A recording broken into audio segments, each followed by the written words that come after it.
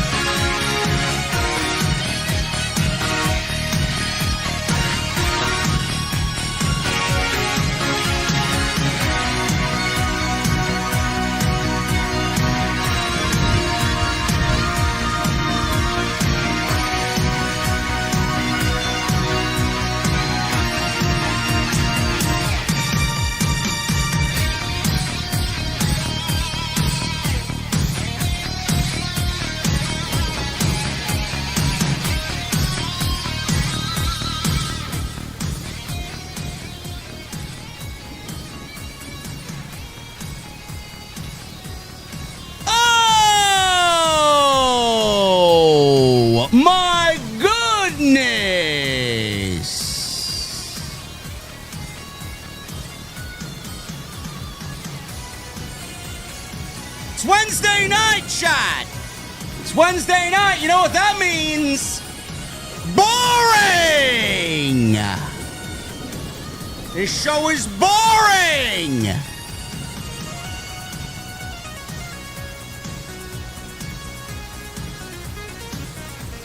You know, that EVP status, man, that EVP power, right? The power that Kenny Omega has. The number one contender to the AEW World Champion. It's so valuable. It's so important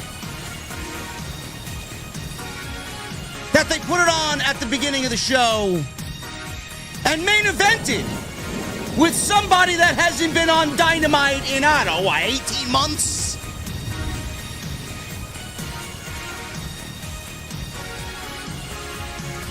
The decisions of a madman I will never understand. Elsewhere on this show, we got the Boar Dogs. Again. And Speedball against Rocky Romero. Boring! I need 2 old fashions. The only place to get them, the OTS venue. And when I walk through those doors on this Wednesday night, I want to know, what the fuck are you guys drinking? I'll see you over there.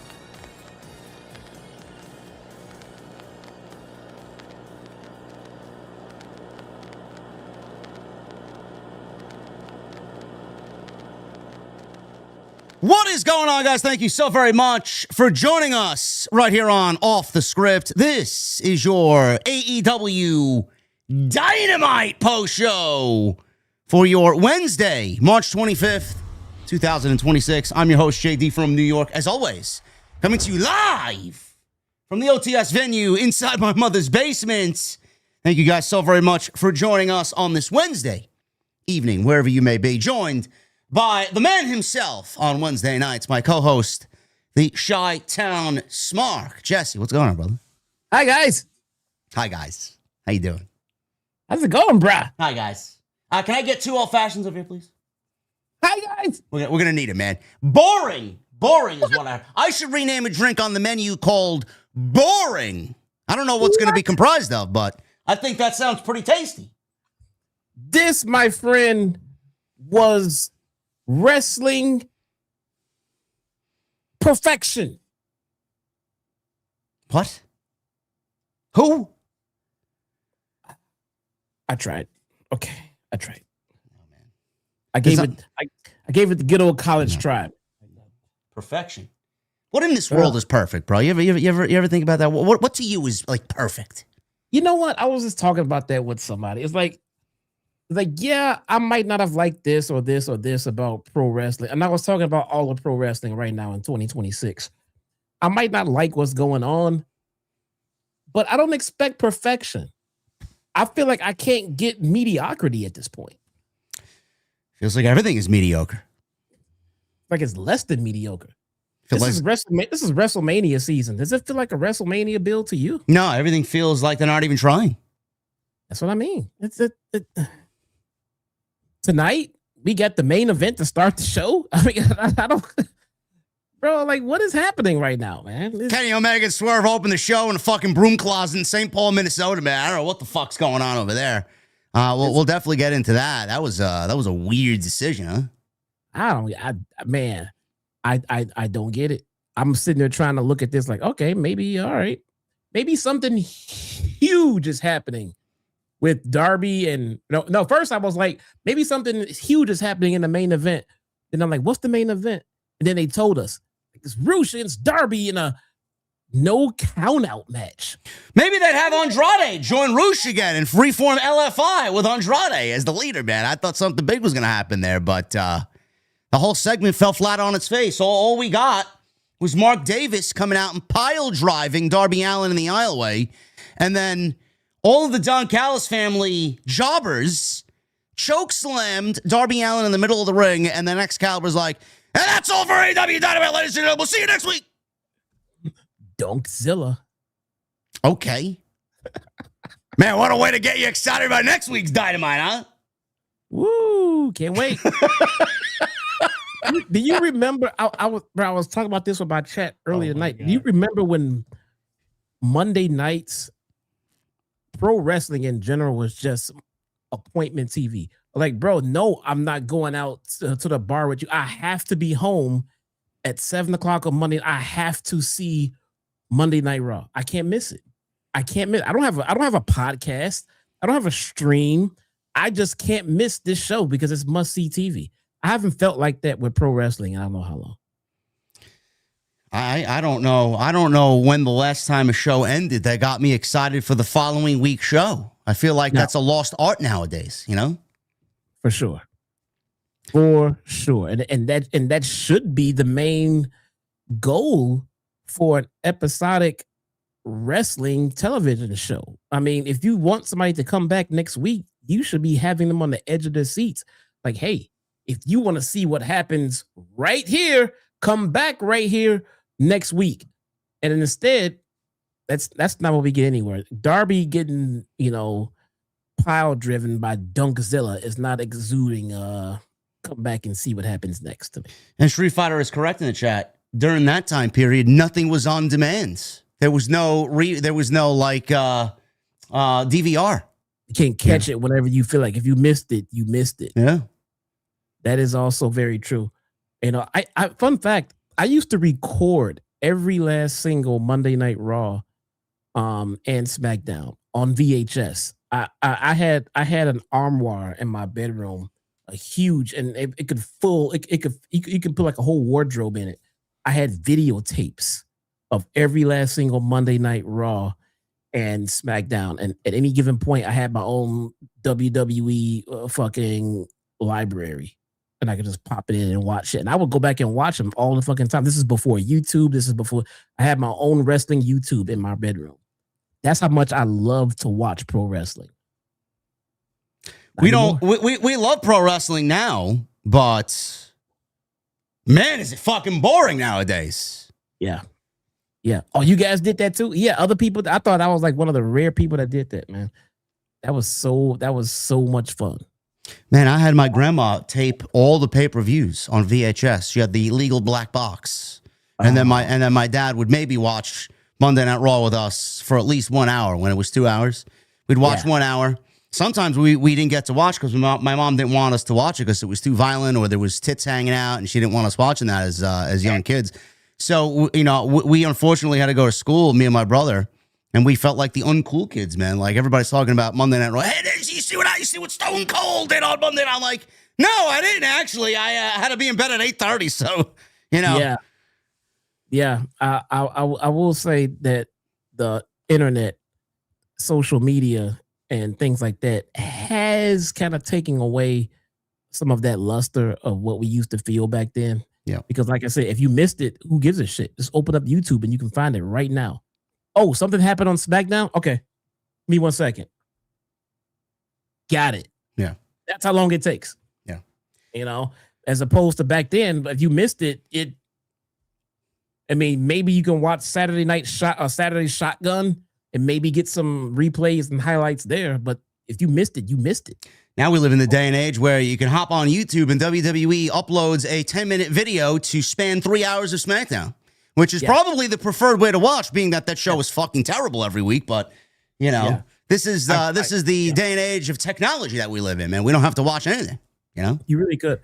I could easily not watch Dynamite. I could not watch SmackDown, Raw, and just watch the reviews they put up and the highlights they put up, and I would be up to speed on everything. I could go watch a pay-per-view and be up to speed on everything. I don't have to watch the fucking weekly show. No. I wish there was a way to do this with this show, but unfortunately, I haven't figured that out yet. Or maybe I'm just lazy. I mean, there are ways, but they upload everything on their channel. We got to be in the know, man. We got to be in the trenches here, covering this boring program. But what's not boring? Oh my goodness, this guy Billy over here. Look at him. My guy coming in with a $100 super chat, Billy. Well, the Billy Bomb, got to send some love to the OTS family, Jesse and JD. The Italian Stallone. Do you mean Italian Stallion or Italian Stallone? I think Stallone is Italian, so I don't.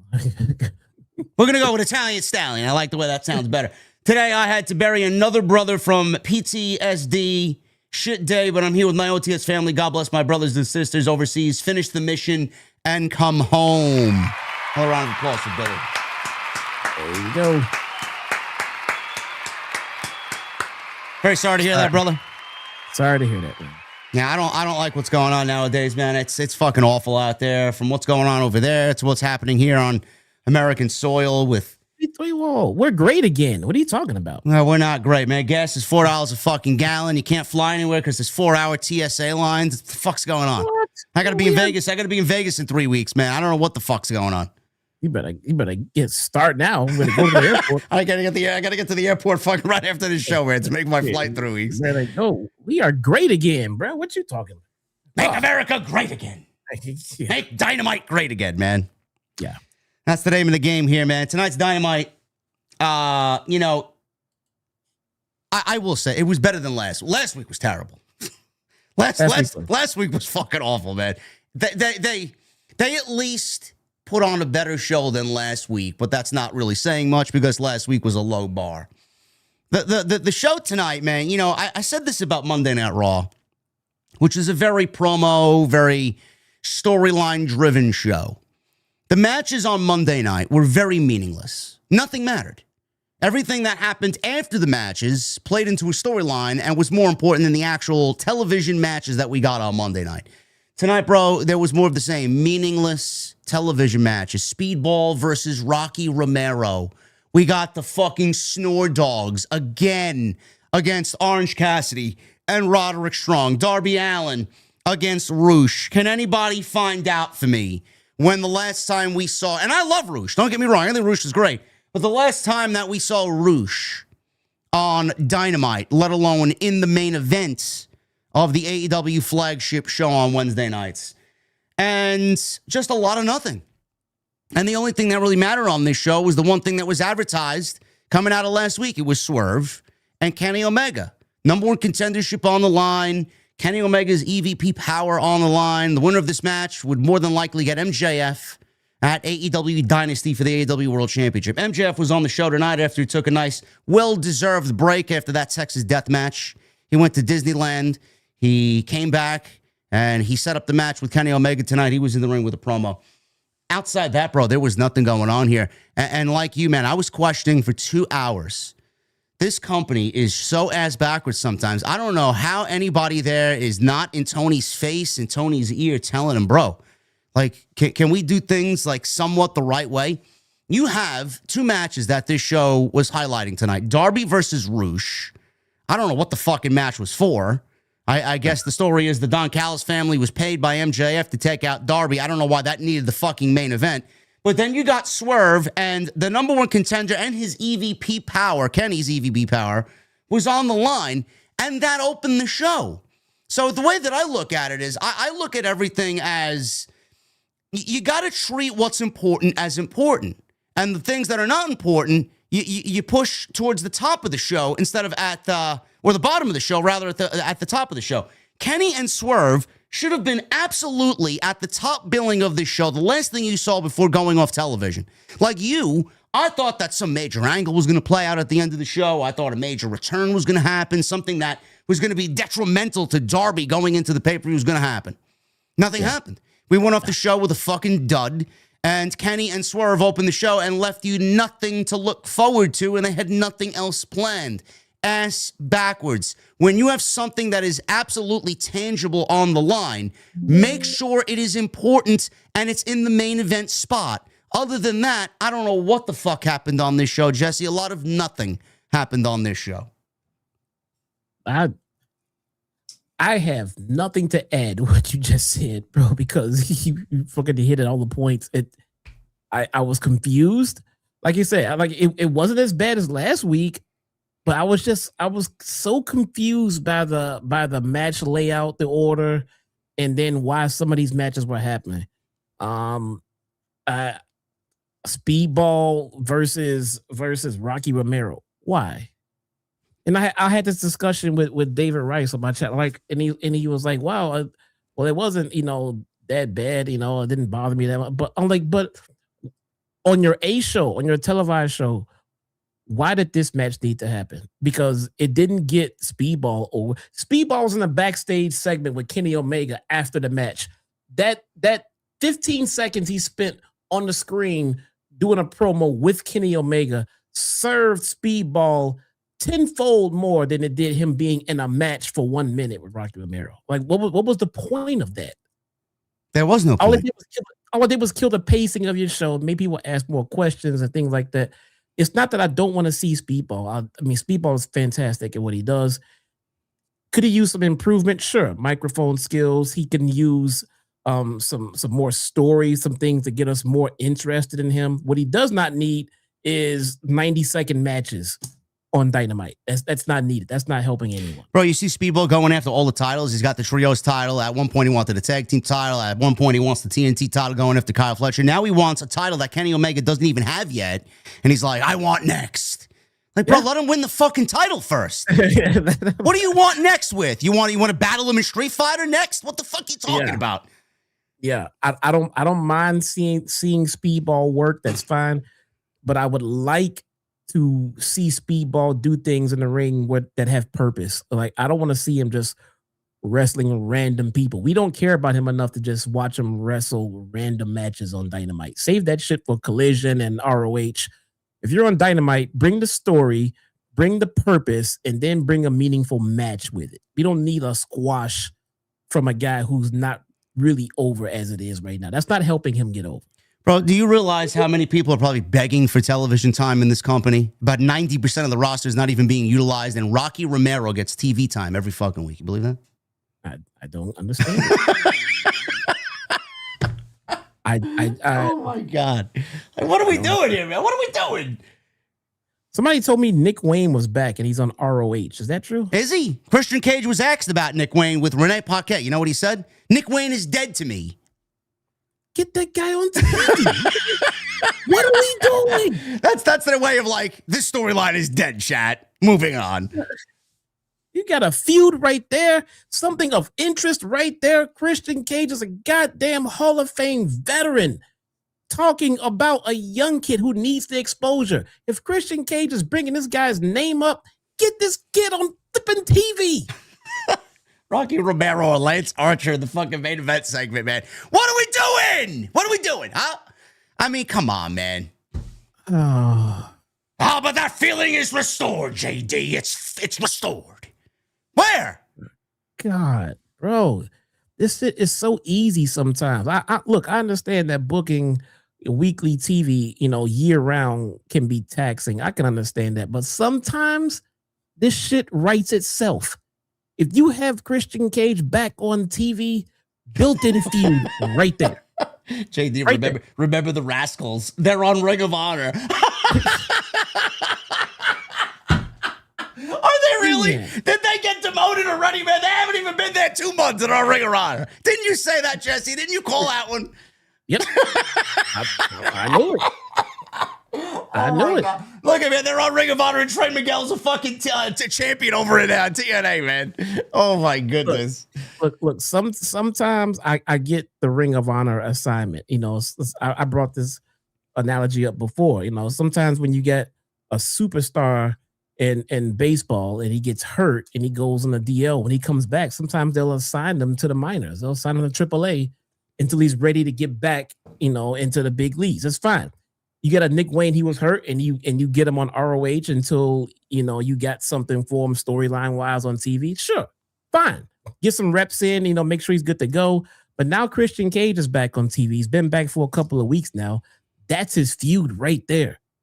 Right there. Why is Nick Wayne not showing up trying to attack Christian? Bro, it's this shit writes itself. Bro, Christian Cage has been off TV for 8 months. You think they're going to go back and tell that story? They probably don't even remember it. I don't remember it. Oh my God. Where's Mama Wayne? Come on, man. See, that's who I want to see back on TV, man. Never mind Nick Wayne. What about Mama Wayne? Let's get her back on TV. We need to get these young stars. Well, we need to get these young wrestlers on TV to make them young stars. We do need a Darby Allin on TV. We do. In the main event against Rouge, that I don't understand. But we do need Darby Allin on TV. We also need a Nick Wayne on TV. Where's Hook? We need to get the younger guys on TV with the veterans and try to get some of that rub. Try to get them to get their name up there a little bit. You're trying to force feed us a Kevin Knight and force feed us a Speedball Mike Bailey when we see the young talent in a Nick Wayne, but you got him on ROH. What happened? Zay Review says, JD, they worked the Workhorsemen on Ring of Honor. They worked the Workhorsemen. In front of what? 5 people, man? Did you see the Ring of Honor tapings? It's smaller than a fucking broom closet over there.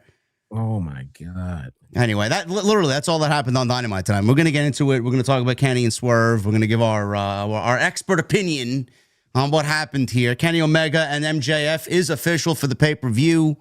So obviously you saw who won that match for the number 1 contender.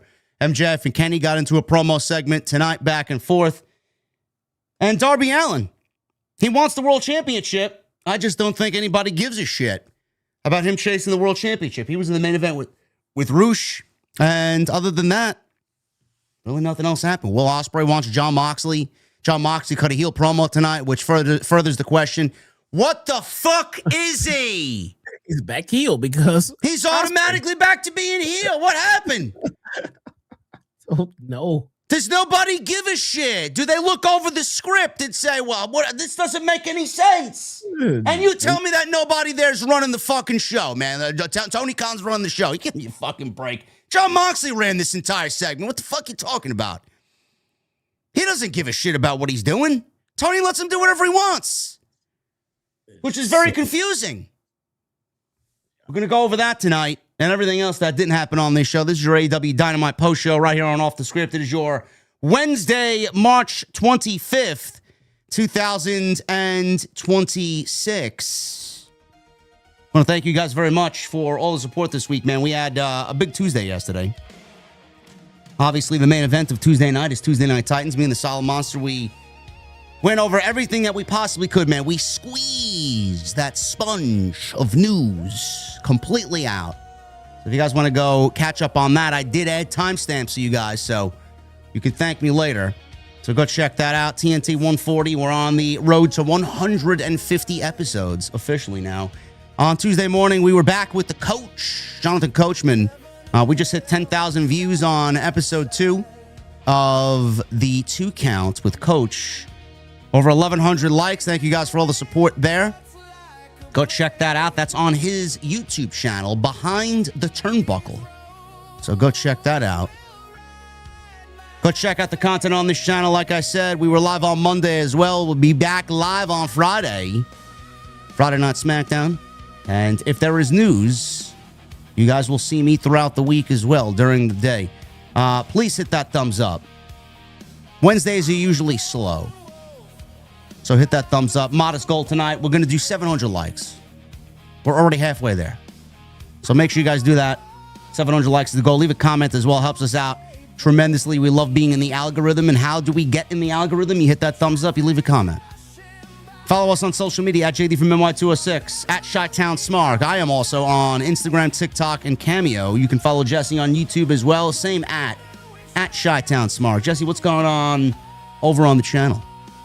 They're still doing the weekly watch-alongs. I had to pause the new content that I want to work on until I am done with my fatherly / coaching duties with my kids.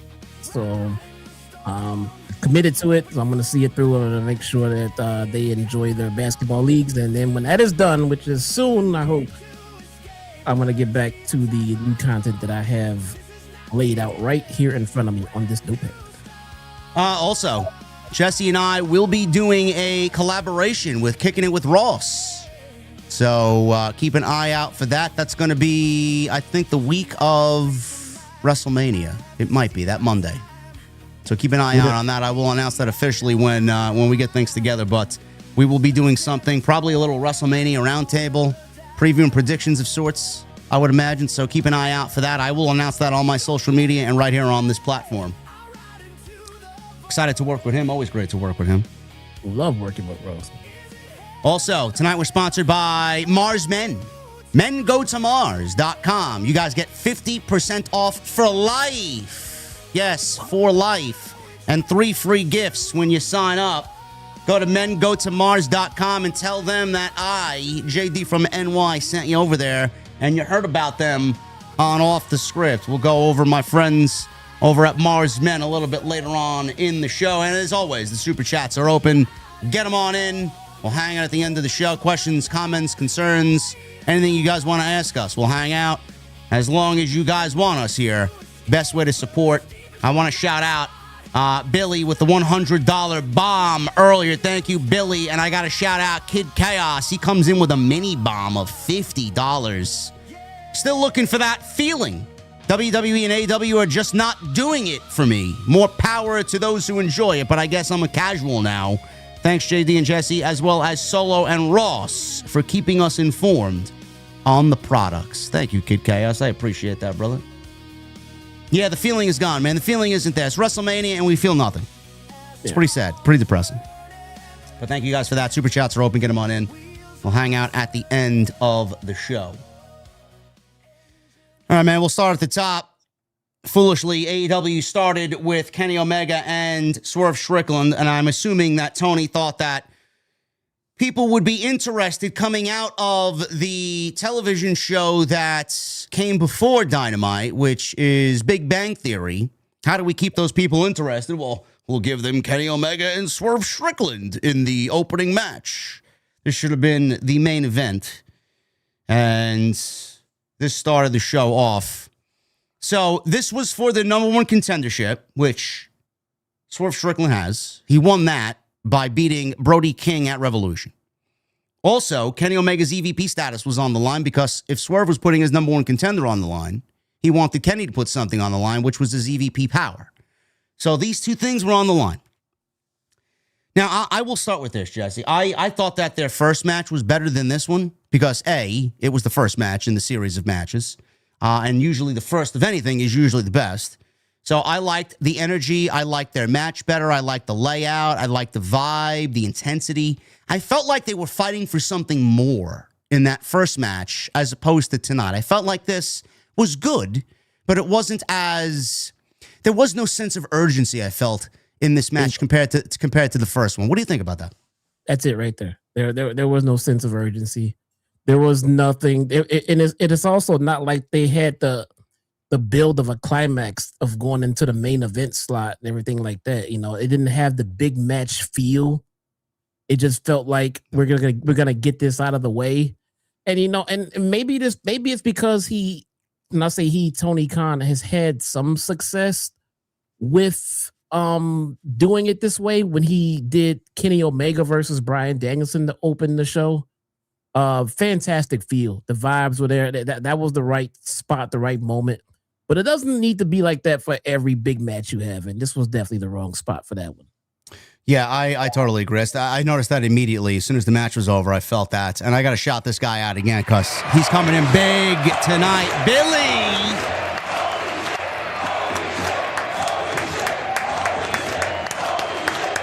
My God, Billy with another $100 super chat. Got to send more love to my OTS family. My buddy Ryan, we served 123 combat missions, 123 combat missions in Iraq. No matter what people say about Iran, they are responsible for the death of a lot of soldiers. Death in Iraq that I knew. God bless OTS family and America. MJF versus Kenny, banger incoming. Billy, thank you so very much, brother. That's awesome, man. Thank you. Everybody in the chat, show your respects to Billy, man. For sure. Serving our country proud. Thank you for your service, man. Thank you. Absolutely, Billy. We love you, man. So, yes, I felt like there was no sense of urgency. Jesse agrees with that. First match was better than the second match. Not to say that this was bad by any stretch, but this was for the main event of Dynasty. So we'll pick it up after the first commercial break here. Right before the first commercial, we had Omega. They were battling up top, which got me a little nervous because there was a couple of moments where Swerve was kind of trying to find his footing and Kenny was trying to find his footing.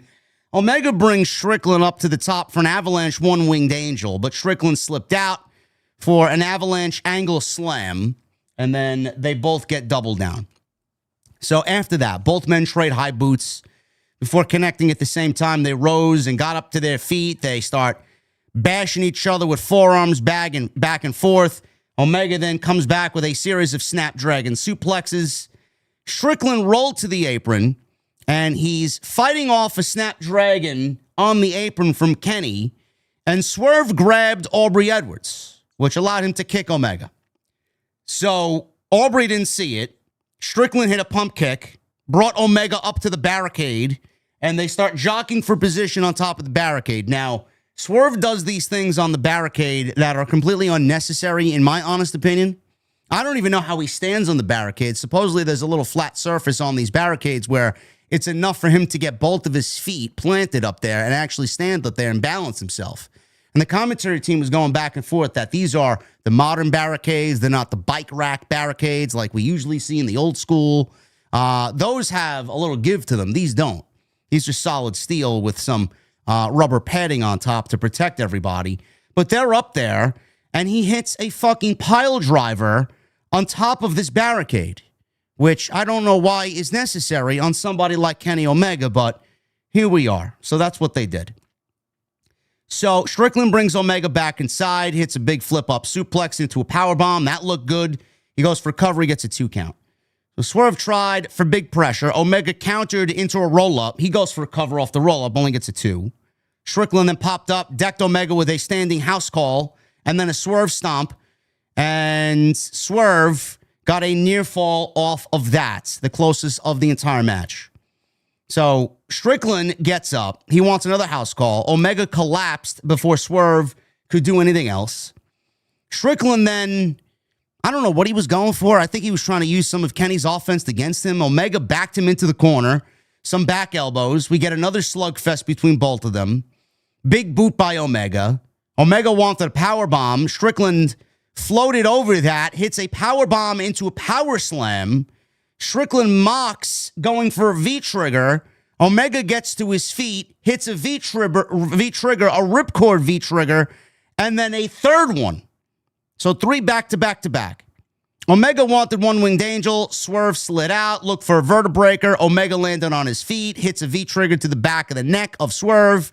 One-winged angel attempted again. Swerve this time gouged the eyes and got the vertebreaker. He goes for a cover, and he only gets a 2 count. On the outside, Nana is shocked. Swerve is also shocked. Strickland quickly gets up for a Swerve stomp, misses. Omega hits a pump knee, another V-trigger, one-winged angel, This time to get him over, Kenny grabbed the braids of Swerve and drove him down to the mat with the one-winged angel. 1, 2, 3. Nobody's kicking out of that because nobody ever does. And Kenny Omega gets the victory and the number one contendership for the AEW World Championship, while also now keeping his EVP power intact. And I expected something after this, Jesse, something to play off what happened here. Nothing. They ended the match. He won.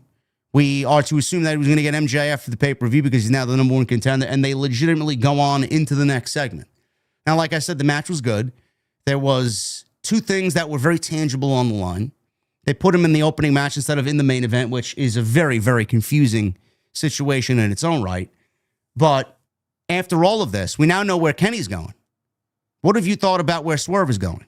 Because now he doesn't have anything to do going into the pay-per-view unless they are just keeping him off the pay-per-view altogether. What is he doing? Not sure. Maybe he's taking a little siesta. Maybe him and Hangman will figure something out together. Who knows? Because what's Hangman going to do now for the pay-per-view? Is he going to be on it? Hangman is taking a sabbatical. Is he? Okay. Then not too sure.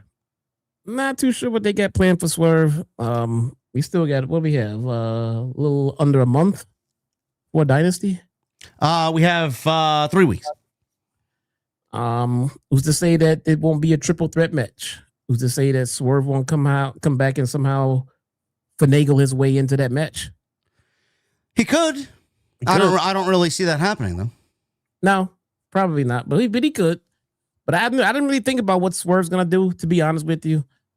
From the end of that match, I looked at Kenny Omega and MJF and moved on. They've already had a back and forth. We'll go over that one later. So they've already taken steps to progress towards that match. Swerve, I'm not thinking about Swerve right now because as far as I'm concerned, he's not involved in the pay-per-view right now. Maybe he's taking a little break. Zay in the chat says, just announced for Dynamite next week. Kenny Omega, Jack Perry, and Brody King versus The Demand on Dynamite. Why? Wait, he's dealing with MJ. Oh, okay. I don't know, man. I don't know what to tell you, man. Why do these things happen, man? I don't get it. Who gives a shit? Is MJF gonna fucking all of a sudden just show up next week and do what? In Winnipeg and do what? The next thing I should be saying about Kenny Omega on my TV is what him and MJF are doing. Are they gonna sit? Are they gonna have a sit down? Well, I thought they did announce. Listen, I thought they did announce a contract signing next week. That would be something. I mean, that would be a big. Then why is Kenny in a match? I didn't. Did they announce a contract signing? I think they did. Yeah, I think Renee was interviewing. Well, that was the Speedball segment where Speedball came up to him. I think Renee said that there's a contract signing next week, and that MJF says no physicality, otherwise the match is canceled. Okay, good. Then is this true? Then I mean, are we sure about this Kenny Omega thing in a match? That's what Zay says. I'm hoping he's wrong. I'm hoping he's trolling. Makes no sense. The fuck does he care about Jack Perry? And come on, man. He's got a title match to prepare for. Boring. That's exactly what we're getting ready for next week, chat. Boring. Nothing happened here post-match with Swerve. I think Swerve, like Jesse says, probably going to take a little bit of a break. I said it weeks ago, I could absolutely see Swerve and Hangman coming together, man. When they come back, I can see them coming together. There's nothing for either one to do. Like, Swerve is not going to go automatically go get a championship match and they lost to Kenny Omega. So I'm assuming that they're going to set up Swerve and Hangman doing something together when Hangman gets back. Yeah, I don't know. I think they got Swerve slated to be a heel. And they're not going to pair him right now with Hangman while he's still a heel. I don't know. Maybe Hangman turns to the dark side. I think you could use it, honestly. I mean, it could. I mean, it couldn't hurt. I just don't see a reason for him to do it right now, though. You know? We will see, but Kenny is now the number one contender for MJF and the beautiful Triple B. Video package, they highlighted the history of Darby Allin in AEW. Don't know why we need to see the history of Darby Allin in AEW, but here we are. Showing his early days, making a go of it. His tag team with Sting. Ton of insane moments here, including him climbing Mount Everest. Allin says he's not the same guy we all knew 5 years ago, but stands for everything AEW represents. This is his home, and they allow him to be who exactly he wants to be. Okay, then. All right. I guess Darby's going to be challenging MJF going into Double or Nothing, huh? Apparently, I guess so. Maybe. I mean, is he going to be champion still? Or what are they saying? Just skip over Dynasty? I cannot see Kenny Omega beating MJF. I can't. Whoa. Then why are we having the match? Because it's in Vancouver, Canada. Nope. Anything can happen. If I'm to believe the kayfabe I'm being sold, we don't even know who's going to be champion come Double. So what is Darby jumping the shark for here? I just don't see MJF losing the title yet. I think that's a mistake. No, he's not losing the fucking title. No. Of course not. You know who will be champion eventually this year? I predict Will Ospreay. He was in the backstage area, and he had an issue with Pac coming out of last week's show, which last week, if you guys didn't watch, which if you didn't, I don't blame you, Pac had the Rings of Saturn on Will Ospreay. Will Ospreay wrestled Vanilla Baby in his return match last week. Ooh, snap. Yeah, I know. It's crazy. I went back and watched it 4 or 5 times. I know. It was a tremendous wrestling competition. Yes, sir. So he said he has an issue with Pac or anyone who stands with Jon Moxley. Pac put his big nose and big ears in Will Ospreay's business, and Ospreay does issue a challenge to Pac, not at the pay-per-view, because that is very much a pay-per-view match, but at Dynamite next week in Winnipeg. You know who's from Winnipeg, Jesse? That hasn't been on TV in a very, very long time, man. Some sort of tree, right? What type of tree is he? Guantanamo Bay tree right now, man. That's where it is. Hi, guys. You know, I heard he got time tacked back onto his deal. Will we hear Judas next week on Dynamite? I don't know, man. I think next time we hear Judas might be the Hall of Fame 2027. Maybe. Either that or Raw after Mania. Yeah. But, yeah. But I think it's more time than that. Probably. A SummerSlam, maybe. Yeah, there's some SummerSlam, sure. Winnipeg next week, so he issued a challenge to Pac. Ospreay brought up Moxley, saying he'd put him in a timeout, which is what he says to his kid. Ospreay says in his timeout, he owed Moxley a thank you, as he got to spend time with his son. However, the fear in his son's eyes when he saw what the Death Riders did to his neck is something he'll never forget. Right in front of his family, his missus, his countrymen, his mom. He said after all that Moxley did, and he's pointing to the scars on his neck, Ospreay issues a challenge for Jon Moxley at Dynasty, saying, "I want you at Dynasty, motherfucker." Oh. And they bleeped it out. Oh, man. So we are getting Jon Moxley and Will Ospreay at the pay-per-view. Now, I thought that they'd give us Pac, and maybe they do. This is what I said last week, Jesse. I said maybe they do Ospreay and Pac, which is absolutely a pay-per-view match. If you're doing Ospreay and Moxley, is this going to be for the Continental title? That's the biggest question. Now, Moxley doesn't do anything without defending the championship. Right. Nor should he. Well, I mean, he's more than likely going to defend the championship here, because why wouldn't he? Is it just a regular grudge match? Doesn't make sense if it's just a grudge match and he's the Continental Champion. It's like you should put him in a Continental Championship match if he's going to be at the pay-per-view, not a non-title match. So my point is, I thought that they'd go Moxley Okada. I thought that they would have Okada win the championship, unify the championships again, and then prove to the Don Callis family and prove to Takeshita that he's better than Takeshita because he beat Moxley, which Takeshita couldn't do at Revolution. So we unify the championships, get the belt off Moxley, and then do Moxley Ospreay in the grudge match at Double or Nothing. Maybe have a series of matches leading up to Double or Nothing, whether it's the second or third match. Have the final match take place at Double or Nothing, make it a stipulation match, and then do Okada and Takeshita for the unified title. So that would free up Moxley to drop the title back so they can worry about Takeshita and Okada. Now, this doesn't even make any sense because the way that I look at it is if it's a title match, Ospreay's not losing at the fucking pay-per-view. Why would he lose? He's just got back here. He shouldn't, but at the same time, you don't want that title on Will Ospreay, though. You don't want that title on Will Ospreay. So they are in a conundrum. It's either a non-title match or Ospreay wins the Continental Championship, which he doesn't need. So they need to let us know almost immediately. They should have let us know today because they had the graphic up and everything. Is it a title match, chat, or is it a non-title match? I don't know. Ospreay can lose to Moxley. I mean, it's not the end of the world. I mean, especially since they've already had his return match on fucking Dynamite already. But it needs to be for a very, very specific reason, i.e., his next feud comes in and ensures that Will Ospreay loses to shift Ospreay's focus away from the Death Riders onto his next feud. Because they got to keep him busy between now and getting him to the championship. But I'm with you. He doesn't need to have that title.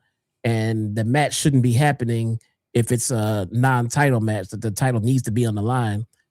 But a loss from Ospreay is not going to kill him. No loss is going to kill Will Ospreay here, but it just needs to make sense because you got to keep him strong as he heads back to that world title picture, though.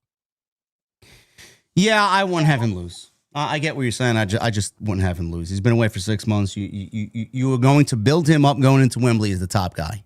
He should be winning everything that they throw at him. So we will see what happens there. I need to know if this is. It doesn't say title match, JD. Okay, so Zay says it doesn't say title match. Maybe it's a non-title match. Maybe we have nothing to worry about. But that would be so weird to have them face off at a pay-per-view with one as champion in a non-title match. Yeah, that would be so fucking weird. These pay-per-views should be the stage for all of your championships to be defended in the most meaningful way. But again, it's not my company. It's not my show. So Tony's going to do what he wants to do. Just like he did here. We got the Death Riders, Jon Moxley, right after this promo by Will. By the way, we didn't need, I need to say this. I don't want to forget this. We didn't need the return match last week. They should have built anticipation for Will Ospreay's return match at the pay-per-view against Jon Moxley if it was going to be this big. Now they wasted his return match after 6 months against fucking Vanilla Baby. All you needed to do, it's like they don't think. Instead of doing the match last week, why didn't Will Ospreay cut this promo in the middle of the ring last week? Did anybody ask that question? This would have been a perfect promo in front of that live audience. That's exactly the type of Tony needed to do and take with him into the ring last week. But they didn't do it. They opted to give us fucking Blake Christian versus Will Ospreay. Just me. Need to throw that out there. Death Riders, Jon Moxley, Daniel Garcia, and Marina Shafir against Skyflight, Dante and Darius, who are only on the show because they're from Minnesota. Yeah. And Zeta Steel. Who? Zeta Steel, Jesse. What? She was a former WWE ID prospect. Not Thekla. Not Thekla. Not Thekla. No. We'll see Thekla later. We'll see Thekla, Jesse, later. All right, good. I don't know why this match fucking happened. Chat, does anybody have a good reason as to why this match happened? I don't know why this match happened. Oh, well, it's a wrestling show, JD. They're all from right, Minnesota. so if you get, well, they're from Minnesota. I don't give a fuck where they are. Minnesota, fucking Mars. I don't care. Put them on a dark match before the show. Why was this necessary for the forwarding of the Death Riders and Will Ospreay? Did they do anything outlandish here? Did they hog tie Zeta Steel and watch her or watch her scream and fucking squirm as the top flight guys were fucking brutalized by the Death Riders? What was the reason here? Did anything play out after the match, Jesse? No. You know what we got after the match? We got Jon Moxley cutting a promo. Oh, okay. Well, there you go. Who won the match, chat? Who won the match? Top Flight? Yeah, get the fuck out of here. Top Flight? Yeah. Jada. Top Flight, flying first class to a fucking loss, like usual. Moxley demanded the microphone, and he tells Will Ospreay it's not nice to say mean things about people on television. I pop for that. He knows Ospreay is very upset, but whatever issue he thinks he has with the Death Riders, to them, it's nothing personal. That said, if Ospreay wants a big fat grudge match at Dynasty, you got it. Until then, don't let your mouth get you in any more trouble. Bro, this was very much a heel promo. This was not a babyface promo. You know what they'll say? We never told you he was a babyface. No shit. That's why people are confused. That's why we're. So a lot of times, bookers, management, creative, when they get in front of an interview or they're asked by anybody, they'll try to use the ambiguity of, oh, well, he's not a heel, he's not a face, he's whatever you want him to be. Let me explain what that means. That means that they never gave any clear creative direction as to what exactly is going on with this character. And they don't know. So if the crowd wants to cheer, sure, whatever. If the crowd wants to boo, cheer, sure, whatever. And they're just going to use it to their creative benefit when it comes to booking. So now when people ask, well, wait, I thought Moxley was a babyface. Well, we never said that. You don't have to say it because we're not stupid, but we can clearly see that you've been booking him as a babyface. Don't insult my intelligence. So what is going on here with Moxley? They don't care to tell you because Moxley books his own promos and he books his own segments. He books everything Death Rider related. John Moxley has the say in everything, man. Tony has zero say in what the Death Riders do. That's the short answer to it. Man. He caught a babyface promo at the end of the Continental Classic. He alone has been operating as a babyface, getting cheers in every town, in every city, on every show since December. While the rest of the Death Riders, they operate as a real heel faction. How do you have a babyface leader and a heel group? I don't understand that. And then tonight you want me to think he's not a babyface and he's a heel because he's wrestling Will Ospreay, who's one of the biggest babyfaces in the company. It doesn't work that way. Now, it is possible to do a babyface and a heel on the same team because they're actively doing it right now with Copeland and Christian Cage. Effectively, the right way. Clear borders, clear distinction. You know what I'm saying? There is no confusion. We understand the dynamic. This guy is still an asshole, but he's with his brother here, who is a babyface, but he understands that his brother over here is an asshole, and the dynamic is actually fun, and I like it. I am enjoying this thing with Cope and Christian, but I don't understand what they're doing with the Death Rider. Do you know why you're liking the stuff with Cope and Christian? Because they have years and years and years and years and years of equity built into what they've done. Yeah. It doesn't matter what they do. It doesn't matter what they say. It doesn't matter who they're in the ring with. You're gonna appreciate them and value them just like you did 20 years ago. Yeah. John Moxley and Wheeler Yuta and Danny Garcia and Marina Shafir have no equity built into anything. Like, nobody cares about them. They're a fucking speck compared to Christian and Cope. Yeah. I don't know what's going on here. I would love some answers from somebody. Yeah. I guess they think that we don't deserve answers. I don't know. But like you said, we're not stupid. We see. We understand. We watch. Yeah. Death Riders win over Sky Flight and Zeta Steel. Or Top Flight, rather, than Zeta Steel. Ugh. Who are known as Sky Flight. Who? Your guess is as good as mine, bro. Who? The Young Bucks. Video package on the Young Bucks who said that they haven't slept a wink since Revolution. Neither have I. After a big loss, you lick your wounds, come back better than ever, which is what they did last week with Jack Perry. Their goal is to become the AEW Tag Team Champions for a record 4th time in 2026, and it does not matter who is in their way. Get ready, chat. 4th-time Tag Team Champions, Young Bucks, are coming in 2026. Any thoughts on AEW Trios Champion Spitball Mike Bailey versus Rocky Romero, Jesse? Any thoughts? Match of the year. Did you jump around in your tighty-whities in excitement with this match? I did, bro. Yeah. I was marking the fuck out all night long. How long did they go for? 90 seconds? Did they? I don't even have it. I didn't have my stopwatch out. I didn't write it down in my notes. I mean, just brilliant stuff. Very compelling television, right? 90 seconds. It's 90 seconds more than what we needed to see. Speedball wins. He beats another loser in the Don Callis family that should not be on television every week. But here we are with Rocky Romero getting regular television time and 90% of the roster begging Tony Khan, knocking on his door, asking, hey, man, when's my time? Where's my opportunity? Sorry, chat. We got to give it to Rocky Romero. Speedball wins. MJF, finally some class on this show. He walks on out. He mocks the Minnesota accent. Is there a Minnesota accent, Jesse? I don't know. I wasn't really up on the Minnesota accent. What does it sound like? I don't know. I used to live in Minnesota. I have no idea. Maybe it's the whole Midwest. I don't know. News to me. He's telling fans to sit down and shut up, show him respect. He's the AEW World Champion, the man who hanged the Hangman.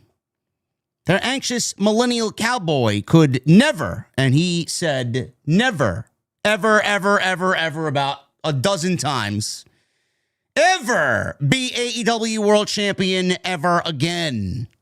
It's the easiest. I started laughing at this. He says it was the easiest match of his entire career. He says, in all honesty, it was an easy dub, he said.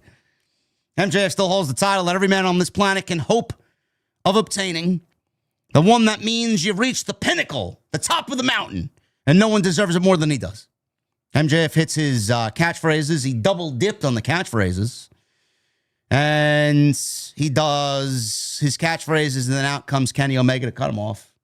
Omega walks into the ring, and he says, excuse the way that I look here, and maybe smell, because he just had a match with Swerve. But he just had a match and asks, what's MJF's excuse? Maybe MJF smelled tonight. I don't know. Omega mocks MJF, calling him the devil. And then he starts naming his own nicknames, saying even at the high of his bad guyness, he never put himself on a pedestal over others. If that's what MJF wants to do, if he wants to be the devil, maybe Omega needs to be the god of pro wrestling. When Omega said his body couldn't go any further and needed medical help, he never listened to anybody because he felt a respect to the fans. He wanted to give them everything he had, and it was Omega's fault. And then he said when he fought MJF the first time, which was back in October of 2023 at the AEW Collision tapings, I think it was the last Saturday in October that year, he said that Max was better than a 60 to 80% Kenny Omega. But now he's back, and he's really back. If fighting Swerve Strickland taught him anything, it's that it's not just what happens in the ring, but in the back and around the ring, everywhere. Losing in the fashion he did to Swerve the first time taught him he's not falling for bullshit hijinks like before. And Omega would go so far in saying he's better than MJF, and it's okay if the fans know it. But the most important part is what scares Max the most is that he knows it. You son of a bitch. If Max knows it and isn't afraid to show it, let's make it official and see who the better man is at Dynasty. So Omega offered a handshake. MJF said at Dynasty, it will be the God versus the devil. You're on. And as far as that handshake is concerned, MJF went in for a handshake and then obviously did the heel thing and did not shake Kenny's hand and left the ring and stormed up the aisleway. He finished off by saying his catchphrase, and they showed the match graphic in the lower left, and it is now official for Dynasty. Now, I like this match, Jesse. I said on social media, I don't really have anything else to add but this. I was looking forward to this match when MJF won the championship and when Omega said he had aspirations of becoming the AEW World Champion again. And with MJF as the World Champion, that match they had back in 2023 on Collision, when Collision was actually decent, that was a great fucking match. That was one of the best matches of that entire year. I think they went like 25 minutes. It was a really star-making performance, a passing of the torch moment from Omega to MJF in that match. That was MJF's first title reign in AEW. Now we're looking at a second title reign, a second match between these two in AEW. I'm looking forward to this because Kenny's going to be healthier. MJF is sharper, he's smarter, he's older, he's wiser, he's better at this thing he was 3 years ago. This is the biggest title match, in my opinion, that MJF is going to have during this entire title reign, and that includes a possible match at Wembley with Will Ospreay. This is going to be a big-time main event and one of the biggest main events that AEW is going to have all year. That's a bold prediction. It's gonna be bigger than what he did in Wembley. Mm-hmm. I'm here for it, man. Let's see it. I didn't expect that, but I don't know that really. I think so. Yeah, the biggest match. Yeah, from an in-ring aspect. I'm not talking about size of the crowd. Obviously, you can't top the Wembley show that we were there. It was 77,000 people there. Yeah, I got fucking vertigo sitting there. I get it, but what are they gonna? What did they leave on the table in Wembley that they're gonna bring? You know what I'm saying? Like that seems to be their biggest stage. I figured they would have given us he would have given us the absolute best he's ever had, MJF. But we'll see. This guy's amazing, man. He can easily top what he's done before. I don't doubt that at all. So we got MJF, Kenny Omega. We got Will Ospreay versus Jon Moxley. And we got Edge and Christian versus FTR for the tag team titles already announced for Dynasty. I'm assuming it's going to be Darby and Andrade. Honestly, the way that I look at the card shaping up, I think Dynasty doesn't need to be 13 fucking matches and 6 hours long here. Oh, my God. You know it's going to be. That's besides the point. But on paper, already, it's looking like a better show on paper than Revolution was. So we'll see what happens there. But the pay-per-view is setting up quite nicely, and its main event is now official. It's MJF defending the AEW World title, Triple B, against Kenny Omega in April, 3 weeks from now. After this, we got Renee. She's backstage with Adam Copeland and Christian Cage, asking the message they want to send the tag team champions. Cage said life is about choices, and FTR chose to turn their backs on Copeland, jumping them and leaving them laying at All Out, and left Beth Copeland with medical issues after a spike pile driver, and even worse, they chose to pile drive him. You know, if they left Beth with medical issues, why didn't they mention any of that in the 9 months that they've been away? Not a single peep until they got back. But again, it's not my show. It's not my story to tell. Cage walks out. Copeland said Cage is such an asshole, ain't he? But he knows two bigger ones, and he tells the camera to zoom in so close that you could see his nose hairs. Copeland mentions Dan working at Gold's Gym, and he told him to show Copeland his work. Years later, he chose to put his hands on Beth. After eating at their table, spending time with their children, they chose to throw it all away. Copeland said he knows taking FTR's titles are what means the most to them, but somewhere, Copeland is going to find them and end their careers. Copeland's always a good promo. Yeah. Always a good promo. FTR and Stokely, they are out, and this was a pre-tape with Cope and Christian, so they weren't, I don't think they were in the building. Maybe they were, maybe they weren't, but we're to believe that they weren't. So out comes FTR, and they're with Stokely. So Stokely was not in his wheelchair. He's actually on his feet. Stokely said the fans shouldn't care what Copeland and Cage have to say. Instead, they should listen to FTR. Cash, Dan, said Copeland wants to talk choices. They made a choice to dump the dead weight, refusing to carry his carcass over the finish line of his career. They made choices, and look at what they have. While Copeland thought they'd live in his shadow, and they take the backseat to no one. Wheeler brings up 2009 and Copeland opening the doors for him. But it's not 2009 anymore, and he doesn't need Copeland, his wife, or his stupid kids. Copeland and Cage's time is gone, and FTR's is now. They're living legends. Dax speaks and says, the tough guy act doesn't scare him, as Copeland and Cage are a shell of their former selves, and everyone knows it. Harwood loves Copeland's wife, but what they did to her made Copeland question everything. If they drop Beth Copeland on her head, imagine what they're willing to do to Copeland and Cage at Dynasty. Top guys out. At this point, Orange Cassidy's music plays. Him and Roddy walk to the ring, and they bump shoulders with FTR, and they start shoving Orange Cassidy around as FTR. Strong was right there. He had his partner's back. He starts shoving officials and referees that are quickly breaking this thing up. FTR leave, and Cassidy and Strong await the Snore Dogs for a tag team match. So I'm assuming that we're going to get this match at some point in the next 3 weeks. Yeah.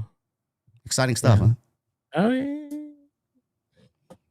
Are you excited for this tag team title match at Dynasty, Jesse, even though it is coming off very, very predictable here? No, man. Not at all. I've not been interested in anything FTR has done in Zero. quite some time, and they have Stokely Hathaway. Bro, you know It's what like you know what it is, man? They took 9 months off of the storyline. They didn't mention one fucking thing in their absence, and now they want us to get invested again as if it was like fucking 2 weeks ago. Yeah, I mean, we've seen. I feel like I can comfortably say we have seen absolutely everything that FTR and the Bucks can possibly offer us, and moreover, we've got it while they were younger. They're not getting any younger as we get. You know what I'm saying? So, how is it going to get better? How is it going to get better? I don't know. I'm over it. They were brought in just to feud with the Bucks.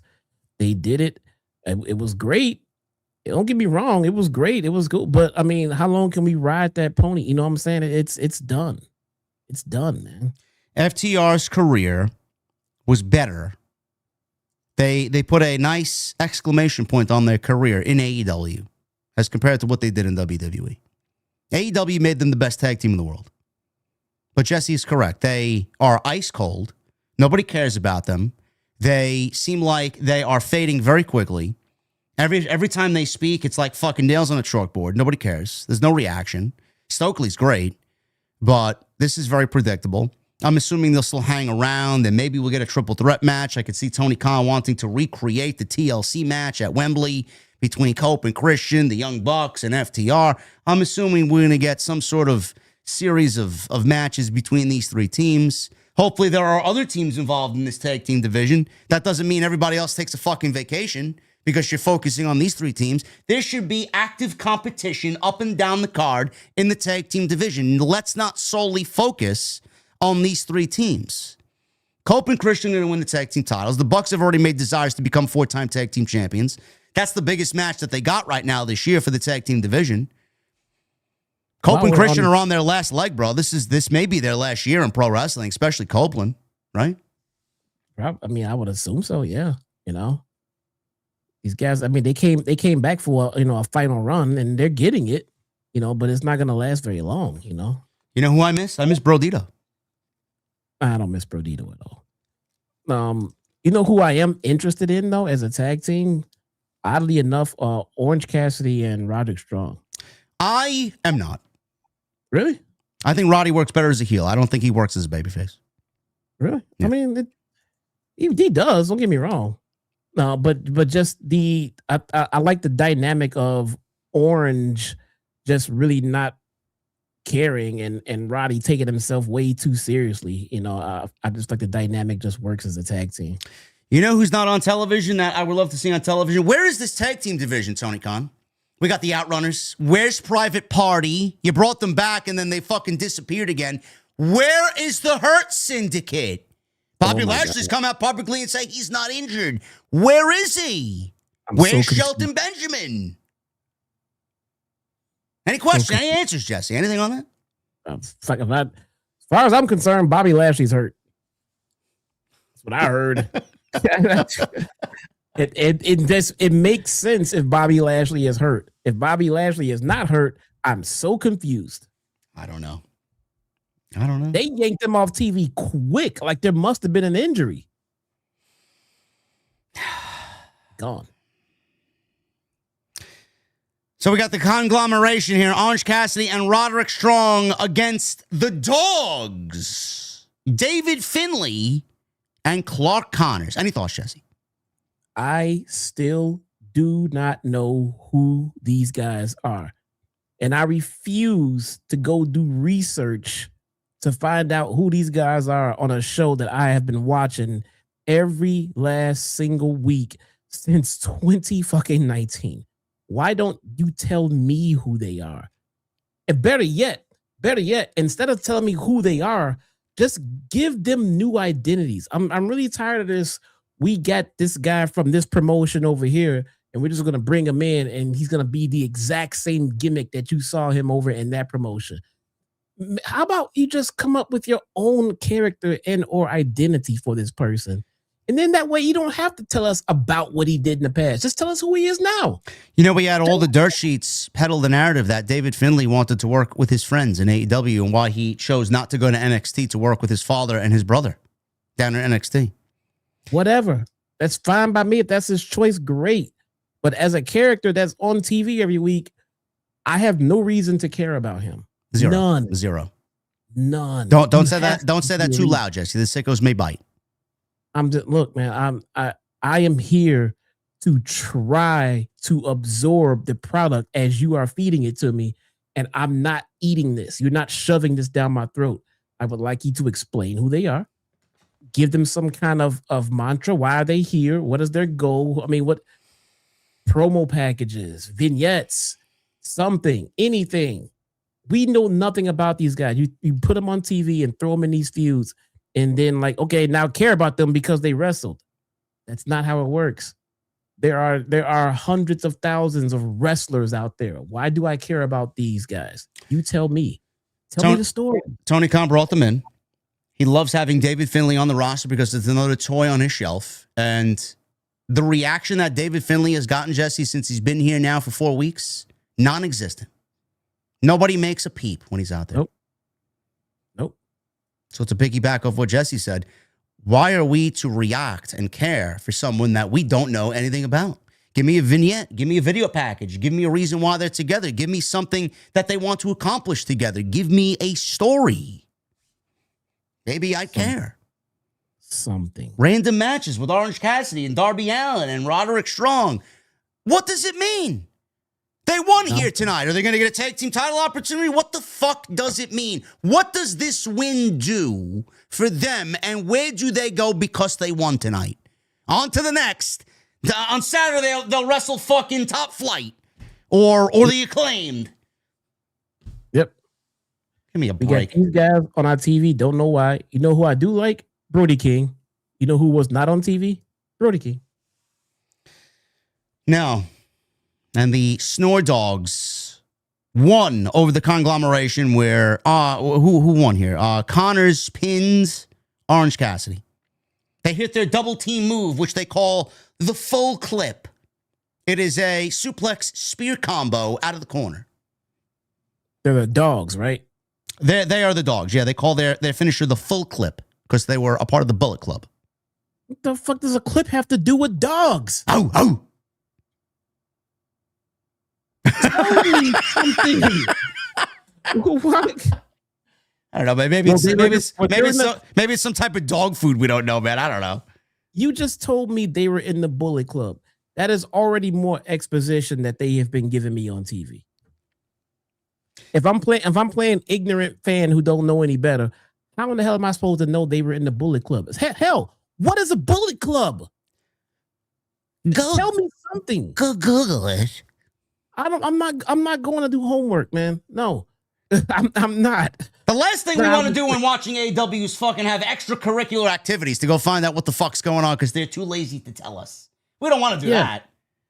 To just come out and say they're in the Bullet Club. Again, you're assuming that I know a lot more than everybody else may or may not know. Yes, I know who the fucking Bullet Club is. Absolutely. But go ask half of your fucking audience who are turning to this television show that you're putting on TV. They're not all going to know. You know, Zay makes a great point. Leo Rush had 20 million social media views with his gimmick on Collision where he wrestled Tommaso Ciampa. Where was Leo Rush on this show? Why couldn't he wrestle? Building off the momentum of the social media viral moment that he created on this prior weekend. He had a viral moment. Hey, see his character? I saw he had some contact lenses in. And he's like crawling around like Gollum. He's been doing that for years. I know he's been doing that for years, but apparently this went viral on Saturday because he wrestled Tommaso Ciampa. Oh yeah, good, man. Yeah. Where was he? Why wasn't he on the show? I agree. Capitalize on that shit. Yeah, for sure. Is he on Collision Chat? Did they book him for Collision? Probably not. Probably not. And look, maybe the show was booked. Maybe they had plans. Maybe Speedball companies versus allergic to making money, man. That's what they're fucking allergic to. Maybe Speedball versus Rocky Romero was more important than Leo Rush. Oh, well, Rocky Romero needed to get to TV, JD. Sure. Oh, my God. Sure. Dogs win. AEW Women's Tag Team Champions, Divine Dominion. That is Lena Cross and Megan Bain saying greed is what cost the Babes of Wrath their titles. If Willow Nightingale thought she bit off more than she could chew last time, they're going to make her choke while Harley Cameron will be left playing with her dolls. There are no second chances, just fatality. You know, the less we hear Megan Bain speak, bro, I'm okay with that. You know? There was a moment, there was a point where both Megan Bain and Thekla were just silent characters. And we were all sitting there like, why won't they fucking speak? Speak. Thekla spoke, and we were like, see? It's good. Megan Bain spoke. Okay, just put that one back. Nah, keep your mouth shut. Just look pretty. Put that one. Put that one back. Kyle Fletcher's backstage. He talks about defeating his mentor, Robbie Eagles, on Collision this past set. Who? Ooh. Robbie Eagles. We got Lyra. We got the Brawling Birds. We got Robbie Eagles. Any more sky-like flying creatures you want to add to the list of things that we're talking about here, Jesse? Eagles, birds. Is that Robbie Brookside? Who's? No, that's fucking what's his name? He's a trainer in NXT. Oh, okay. Yeah. This is Robbie Eagles, Jesse. He's also part of the Bullet Club. Is he? I honestly did not know that. I swear to God, I did not know that. He proved that he's just as good as he says he is. Maybe Fletcher has been too narrow-minded and brings up defeat. He brings up being undefeated in 2026, something Kenny Omega nor MJF can say. Fletcher isn't happy about the business arrangement with MJF, instead saying the Don Callis family should be fighting MJF and bringing the AEW World title back to the family, and he's the man to do it. Well, you better get in line. Andrade wants it too. Takeshita walks in, and Fletcher says he knows he's not a fan of Okada or Proto-Okada, but Takeshita said nothing can come between them, especially Okada, and reminds Fletcher that Proto-Shida came first, and they two hugged it out. Great. Don't know what that means. It went nowhere. Yeah. They wrestle on Collision, and I'm assuming they'll wrestle, who? The Conglomeration? Yeah, sure. Why not? You know, or some mixture of the Death Riders that we've seen about fucking 87 times this year? You know, something like that. I say Top Flight. AEW Women's title. Mina Shirakawa is in the challenger slot here against Thekla, Jesse. There we go. Got our girl Thekla on the show. There we go. I have a question. What did Mina do to get a women's championship match against Thekla tonight on Dynamite? She was upset over Toni Storm getting hurt. So is Mina automatically blaming Thekla and the Sisters of Sin for taking out Toni Storm? Yes, I think she has already blamed them. Yeah. You know, that's a classic case of blame someone else for something that you did. Yeah. Blame the top heel that you got your eyes on, and there you go. You know? Do you think Mina is a culprit in taking out Toni Storm? I honestly don't think they know who is going to be the one to have taken out Toni Storm. I just figured that Toni Storm needed to come off TV for whatever mysterious reason, for some reason. That's not an injury. Don't know. But apparently she's out for the rest of the year. And they'll figure out who it was who attacked her when she's ready to come back. Maybe it'll be someone returning. Maybe it'll be... They could insert a new name. They can make it Mercedes Moné if they wanted to. I don't think they actually know who it was that took out Toni, and they'll figure it out later. Low-key, I legit don't think they know. I don't think they know either. No. That's the news. Toni Storm is going to be out for the rest of the year, supposedly, according to Dave Meltzer and Brian Alvarez of the Wrestling Observer newsletter. No injury update was given. They said it was going to result in her being out, and then they followed up with a report saying it's not an injury, which then led to everybody speculating that Juice let the juice flow legitimately. And juice, fucking juice, man. And Toni is preggo. Fucking juice. Now, we don't want to speculate. This is what social media is assuming. But whatever the case may be, we love Toni Storm, and we wish her nothing but the best. If it's merely just her getting a well-deserved break, I hope she rests and gets back well. And maybe the juice is loose. Maybe the juice is loose. Maybe he took that rock hard gimmick. Oh my God. And went and did a shoot. No work here. We don't know. We don't want to send any premature congratulations because we don't know. No. So we'll see. But Mercedes is coming back. She may be back next week, apparently. So we'll see what happens with that. But Thekla ended up beating Mina. Again, nothing too crazy here. Commentary brought up how these two have some sort of history coming out of Stardom. And Thekla was thrown out of Stardom for attacking the president of the company. Which, by the way, Fightful put out a report on Thekla tonight. Thekla signed a 2-year deal with AEW coming out of Stardom. Today, they re-signed Thekla and gave her a new contract and gave her more money. She was only through 1 year of the 2-year contract. They signed her to another multi-year extension, Jesse. She got more money and more years. There'll be no Mariah May shit going on with Thekla. Nope. They love Thekla. Everybody loves Thekla.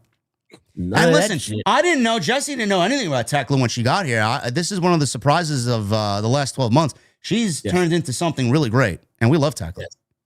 Yes. She is very exceptional. She is a very special talent for the women's division. I didn't see that one coming. No. But she came in and landed. I would say a little bit above average. Like let's watching her work in the ring.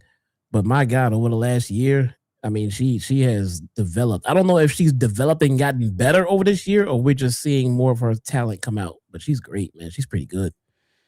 She is great. So they went over the fact that they have history in Stardom. Thekla charged for a spear. Mina decked her with a flying boot and pounced on top with punches. Sling blade. Mina heads up top, hits a missile dropkick. She then gets a half crab. Thekla got to the ropes and broke the hold. Thekla ducked a spinning back fist, hits a right hand. Mina got another shot in on her own, another right hand. Charged. Thekla hits a spear. Thekla grabbed her belt and used it, but the referee took it from her, allowing Thekla to grab some brass knuckles. Mina ducked a shot, hits her back fist, tried for a back suplex, but Thekla hits Mina with the knuckles in the move, hid the evidence. Mina goes down. Thekla pins 1, 2, 3, and she gets the win with the brass knuckles hidden out of the referee's vantage point here, and she retains the title. Post-match, the Sisters of Sin. This is Julia Hart and Sky Blue. She needed the money. Oh. And they celebrate with Thekla. That was it. Goodbye, Mina. I kind of like this ending. I like how I just kind of wanted to reestablish Thekla as an absolute heel. I don't want her, because again, she's starting to get more and more over. I don't want her to drift into babyface land when she's still a heel. So she doesn't use brass knucks all the time. She doesn't cheat to win all the time, but she did break it out this time to get the win over an opponent that she couldn't get the clean W over. I did like the finisher. I like this for Thekla's character. I did like this. Yeah. Yeah, the other reason why they did this is because there's 3 weeks left to go. Instead of booking just a random match with absolutely no heat, they tried to manufacture some heat here and have a fuck finish on Mina losing. So they'll probably end up running this back at the pay-per-view, I'm assuming. Possibly. Where's Statlander? I don't know. Where's the other women in this division? I don't know. Tony's missing. Mercedes is coming back. What are they going to do? Are they building up to Mercedes and Thekla? Is that what they're doing? I'm worried. You should be. I'm worried. She's coming back for just more than titles, bro. She may be coming back for Thekla's soul. I'm fucking worried. Keep her away from Thekla. We're enjoying her. Mercedes being back is going to be a big boost. Don't get me wrong. But does anybody genuinely miss Mercedes Moné? No, I don't think she adds anything to the show, honestly. Not one bit. And look, let me tell you where I'm speaking from. I'm coming from a place of her gimmick and everything that it was while she was here. If she comes back and she reinvents herself and comes with a different kind of gimmick, and let's see how it flows. Let's see how it goes. And then maybe I'll enjoy this run better than the first one. But the first run, version 1, I just wasn't a fan. So if she comes back and it's the very same Mercedes, nothing changed, nothing new, then I'm telling you right now, I'm not going to enjoy it coming back. No. But hey, wrestlers reinvent themselves all the time. So maybe she'll come back and with a new persona, a new gimmick, a new angle, just something, different. And we'll see. Because it's not like she sucks. She doesn't suck at all. But the run that she was on in AEW absolutely did suck, yes. So maybe she changes it up. We'll see. Toni is a character. Toni Storm, that is. Toni Storm is a character. She's going to be out for the rest of the year. That's minus a character that fans are invested in. So Mercedes needs to come back as a different character or play a character that is unique to her. She can't come back fucking dancing around and belt collecting and cringy promos and all this other nonsense that she gave us for 2 years. She needs to do something unique, different, that is going to get us back on track with what she's selling. I don't know if that's the case or not. We'll see. We'll see. Renee was backstage with Kenny Omega and said next week is the official, there it is, contract signing for the Dynasty World title match. If there's any physicality, the match is off. This is according to MJF. Omega said it's typical MJF to want that kind of tomfoolery and said it's been a while since he's been in a position to challenge for the world title. MJF brought up Omega being the god of pro wrestling, which MJF said it sounds silly. But if that's what makes, or if that's what it means to take the belt off of him, so be it. In walks Spitball Mike Bailey, and he talked about how much he admires Omega, and when he wins the world title, who? What? Speedball. What did I say? Spitball. I'm sorry. Little typo on my notes. Speedball Mike Bailey.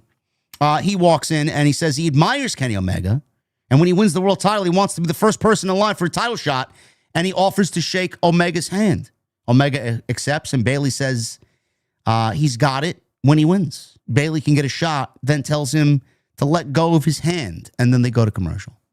This was very awkward, Jesse. Very awkward. Yeah. The Demand. Yes, Ricochet was on television tonight.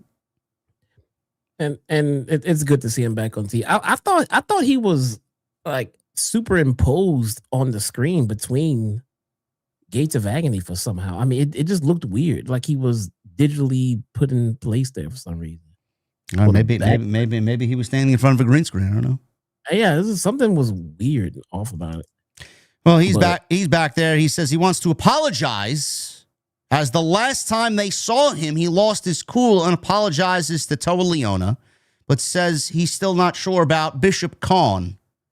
Ricochet says he was never beaten for his national title by Jack Perry. Now there's guys like Kenny Omega who get title shots after one match, while Ricochet knocked Omega's block off one time they wrestled. Well, that doesn't mean you get to talk about the world title, bro. They go and give their when you are you are in the demand, you are in demand, or whatever the fuck they said. And Ricochet did his Man, he's lost all his shine, hasn't he? I mean, I don't think he lost any shine. I think he has the same shine that he's had since he joined the Gates of Agony. I don't think he was ever up. I don't think this pairing has ever worked. I think they should have 86'd it and went a different direction. Just use the Gates of Agony in the tag division and have Ricochet just stay on the singles, because the pairing just, no one's benefiting from it. You know, I mean, Ricochet should be higher up on the card by now, and the Gates of Agony should be relevant, and they're not. So the pairing is just not working. So let's just cut our losses and move on. The tag division should be thriving with Gates of Agony in it. They're a good tag team. There's nothing wrong with them. There's just the pairing of Ricochet is just not working. Well, they get no heat. They get no heat. Zero heat. They can wrestle, but who are we kidding? Let's keep it a buck. Ricochet doesn't have enough microphone charisma to carry two other men with him. I mean, just as of late, he's barely doing okay for himself. He could still use a mouthpiece himself, to be honest. So I don't know. This pairing it's just not a good combination. I tell you what, get Stokely Hathaway away from FTR and put him with Gates of Agony. I don't even think that's going to help. It won't hurt. It won't hurt, but you got to have at least something that is remotely interesting about you. Bishop Khan looks fucking great. He's the star of the group, honestly. The other guy, Toa Leona, I mean, bro, these guys got no charisma whatsoever. Zero. That's what we need Stokely with them for. We need Stokely to get them over. I'm hoping Stokely can be that missing piece. Stokely can do more harm, do more good than harm with Gates of Agony. But with FTR, he's just there. They don't need him. He comes out, says 2-3 words, and then gives the microphone to FTR. Then what the fuck is Stokely with them for? If they're gonna, we need Stokely to stay on the mic longer, and he can do that with Gates of Agony, who we don't want on the mic at all.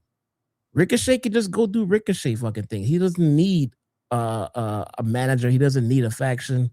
I mean, if you're gonna give him a faction, fine, but let's just make sure it's a beneficial pairing for everyone involved. Well, Gates of Agony is just not working out. So water in the chat says Ricochet is as charismatic as gum getting stuck on the bottom of your shoe. Yeah, he's not one to carry a faction, to be honest with you, man. He just recently, over the last year or so, just recently became a little bit less cringe on the microphone. And that's not a great step forward, but it is better than what he used to be in the past. Let's be honest with you. I know everybody loves to hate on the guy, but as over the last year, he is better on the mic than he used to be years ago. But he's not good enough to carry 2 more guys on his back. That's not working. So we got main event here. Darby Allin and Roosh. This was a no count out main event. I don't know why we needed the no count out stipulation, but Tony loves to fucking see his guys bleed, But see, it's no count out. Does that mean no DQ? No count out. I guess I wasn't even thinking about it, honestly. I get in their fucking sick, twisted mind. I guess that means no DQ too. That's what I'm like. How did this become a no DQ? No count out just means no count out. I'm assuming they are allowed to use the ringside area to their advantage. The table, the stairs. They didn't use any weapons. Oh, okay. The barricade, right? Barricade stuff, yeah. There were a couple of spots in this match in the beginning. The steel steps were brought into place, and Darby, he was fighting back. He ate a forearm, and he was launched, and I mean launched over the steps, and he hit the railing so hard on the other side. So he's still fighting back. He's hopping around on one leg. We got loud fuck ice chants in Minnesota. And all the dirt sheets ran with that as fucking news, but I'm not surprised. Roosh was just beating the shit out of Darby. Apparently, he ended up getting busted open, belly to belly on Allin from Roosh on the outside. The doctor went to go check on him. Paul Turner had to push Roosh away. Allin was bleeding from his forehead. Roosh is taking a victory lap, and Taz's water bottle, and he's drinking out of Taz's water bottle, just waiting as the referee's checking on Darby. So they put this big Band-Aid over Darby Allin's forehead. I guess he was bleeding pretty profusely. So Allin gets back in it. He hits Roosh with punches.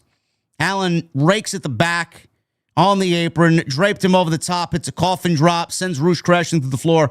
Allin gives him about a couple seconds to get back up. He's right back in there. Allin sat Roosh on a chair, and he hits a top rope missile drop kick as Darby tore off a piece of the chair coming down. So he takes the action back inside. Roosh kicked out at a 1, started no-selling, because that's what AEW does, daring Allin to hit him. So Darby delivered a combo of offense into a code red. And that's what typically he goes for. That's a big, near fall spot. 2 count.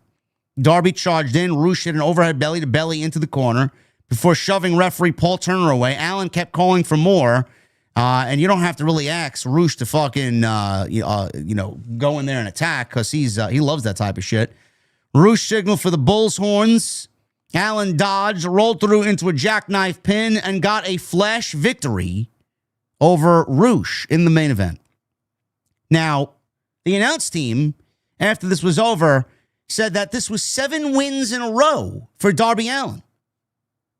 I guess that means he is more of a number one contender than Kenny Omega is, huh? Kenny only won 1 match. Yeah, but nope. That doesn't work that way, huh? Nope. So Allen's in the aisleway. Mark Davis comes on out from the Don Callis family, and it's a Darby Allin with a spike pile driver on the fucking floor. Andrade's having words with Don Callis asking, why are we doing this? Why are we doing this? Mark Davis, Rocky Romero, Trent Beretta, and Lance Archer are all beating up Darby 4-on-1 in the ring. Archer planted Allin with a choke slam, and the show ends with Don Callis laughing, with Andrade questioning why we need to do this to Darby Allin. We saw Rocky Romero twice tonight. We saw Rocky Romero twice, and everybody else begging for a roster spot on this show remains on ignore. Their DMs have been unread. When was the last time we saw Darby Allin have a straight up wrestling match? Bro, why do we need him to bleed every match? Oh, okay. I know Johnny Blood guy. I get it. When was the last time we saw him wrestle in a straight up wrestling match? I can't tell you. No stipulations, no mountain climbing, just no. Just the last 3 matches he was in was the Texas Tornado no DQ match at the pay-per-view, a coffin match, and now a no count-out match with Roosh. Has he ever had a regular wrestling match? Yes, the last time he had a regular wrestling match was against Pac. Remember that? Because Pac wanted it that way. It was literally billed and so this time it was specified. It's just a regular wrestling match because that's not what Darby does. No, I don't even think he knows how to wrestle a regular wrestling match. That was a part of the discussion we were having. I feel like he can, because I don't feel like you can get to this stage and being a professional wrestler and not know how to wrestle a wrestling match. I just feel like he feels that he can't get himself over without all of the crazy shenanigans and stipulations and shit.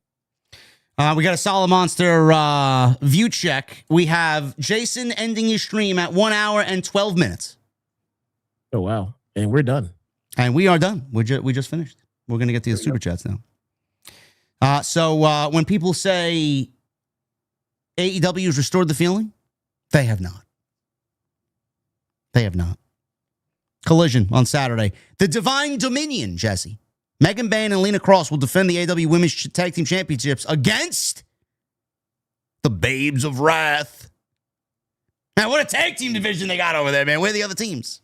And Tommaso Ciampa will go one-on-one with Ace Austin. What?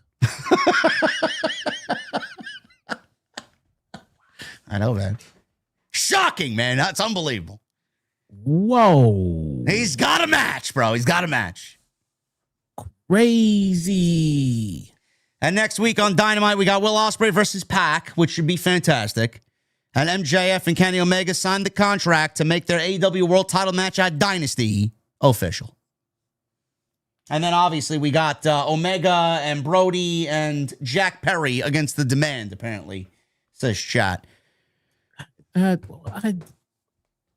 don't know. Collision Corner. There's no Collision Corner this week because Jesse would have had to watch 2 collisions on Saturday and Sunday. Man, y'all can, man. We don't even want to watch Dynamite. You want to have him watch Collision? Holy shit. That's what I mean. Come on, man. What y'all trying to do to me here, man? They love to see you tortured. What they love. They do. I would rather do a Hot Ones challenge than watch Collision. True story. I would rather watch that too than watch Collision. Man. Anyway, guys, thank you for hanging out with us tonight. I know these shows aren't really all that interesting, but we make the best of it. And hopefully you found some entertainment on this Wednesday night. Follow us on social media at JD from NY206. Twitter, Instagram, TikTok, and Cameo. Hit that subscribe button down below. Turn on the bell for all notifications. Go and check out all the rest of the content on the channel, including last night's Tuesday Night Titans, and including yesterday morning's The 2 Count with me and Jonathan Coachman.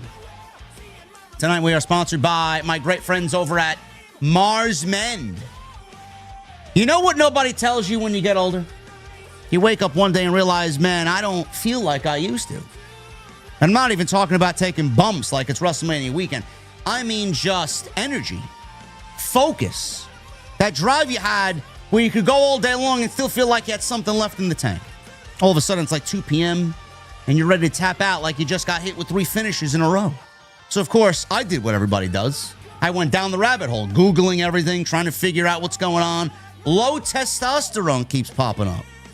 Then you start to see solutions. It's like, oh, cool. Just take shots for the rest of your life. Spend thousands a year and shut your body down completely. Yeah, not happening. That's why I started using Mars Men. And what I like about it is it's designed to give you those benefits guys are looking for. Energy, strength, focus, without all that crazy long-term stuff that comes with TRT. No needles, no synthetic nonsense, no dependency. It's just real ingredients, and they are designed to support your body and not replace it. And I'll tell you straight up, since I've been taking it, I just feel more consistent. Not that caffeine spike where you crash harder than a table spot. Just steady energy, better focus, and yeah, the gym doesn't feel like a chore anymore. Also, it's made in the USA, it's third-party tested, and they even give you a 90-day money-back guarantee, so there's literally no risk. Now the important part. For a limited time, our listeners will get 50% off for life, free shipping, and 3 free gifts at mengotomars.com. That's mengotomars.com for 50% off and 3 free gifts when you check out. And after you purchase, they're going to ask you where you heard about this. Tell them that JD from Off the Script sent you to mengotomars.com. Let's get to these super chats and get the hell out of here so I can hop on some BO7. Michael Krause with a $2 super chat. JD, Jesse, OTS, how's everyone today? Let's go. Yeah. Thank you, Michael. Joseph Taylor with a $10 super chat. JD, the hands under the chin smiling is Wheezy Blonde's gimmick. So if you start doing that, she might sue you for copyright infringement. LOL. Bro, they all do that. They all do that. Jesse should start doing that for his thumbnails. No? Don't put me in your lawsuits. And by the way, I saw some fucking retard on social media today saying that I talked shit about Santi's app. I did not. I mentioned that I listened to Santi and Sancho on Wrestling is Cool, and I think that's where Santi shines in his content. So I don't know why you people are starting shit. I have no problem with Santi at all. So you could dead that shit right now, fucking geeks. Osakui, look at this guy, man. He's a long-standing member who recommitted to the VIP club. We love Osakui, man. Miss you, brother. Osakui. DW Hurd with 3 months. Well, that sucked. Boring, DW Hurd. Boring. Indigo. 63 months. Look at this motherfucker. Hey, JD and Jesse, much respect. 63 months. My birthday is tomorrow, or today if you're reading this after midnight. I am now the same age as MJF. Wow. Oh, man. Happy birthday, brother. Let me see some birthday cake emojis from my guy Indigo, man. 63 months. Happy birthday, bro. Side of the Ham, 420 with a 199. Does AEW camera work feel amateurish sometimes? Yes. It feels very chaotic sometimes. Michael Krause, $2 super chat. Boring! LOL. Yes, I agree, Michael. Glow J with a 2. That show put the audience in a sleeper hold. Oh, they were louder than they were last week. You couldn't get worse than last week. Billy, thank you again, brother, for the 200 in Super Chat. Derek Mitchell with a $5 Super Chat. Did you know the last time Roosh wrestled a one-on-one match on Dynamite was on June 19th, 2024 against MJF? All the more reason why it was fucking confusing that he was in the main event tonight over Kenny and Swerve. Wow. Kid Chaos. What happened, John? I don't get it. I don't get it either. I don't know. Who do we got? Kid Chaos. Thank you for the 50. Kid Chaos. Appreciate you, man. Justin Toner with the 6 months. Thanks for another great show tonight, JD and Jesse. Omega Swerve was great and should have main evented. The rest was blah. Cheers. Thank you, Justin. Michael Krause with the 2. AEW Restored is like WWE New Era. Yeah. Every fucking PLE, it's a new era. Hollywood Guy with a $5 Super Chat. Is it true that Ronda is no longer in AEW? I read that somewhere. Yes, it was a one and done. They wanted a pop. They wanted some publicity. And Ronda apparently lives in the resounding Los Angeles area, so it was easier for her to show up. Plus, she has a vendetta against UFC and TKO, so she thought by showing up with Tony Khan's promotion that she'd be sticking it to TKO. And I can guarantee you, Ari Emanuel and Mark Shapiro and Nick Khan don't give a single fuck. They don't. They got bigger things to worry about. I bet Triple H cared. I don't think he cared. I don't think he should care. I don't think he should care. But I think he cared. Marshall D with a $4.99. He says, Thekla. Jesse, Thekla. We love Thekla. Love Thekla. Love Thekla. Billy, thank you for the 100 bomb. 200 in total for Billy tonight. Thank you, brother. Metabolism with a $4.99. If you haven't gotten yourself a cameo from JD, make sure you get one. My son Eric and I thank you dearly. Much love and respect. You guys are very welcome. Glad to have helped out there. Love it. Marshall D with a $4.99.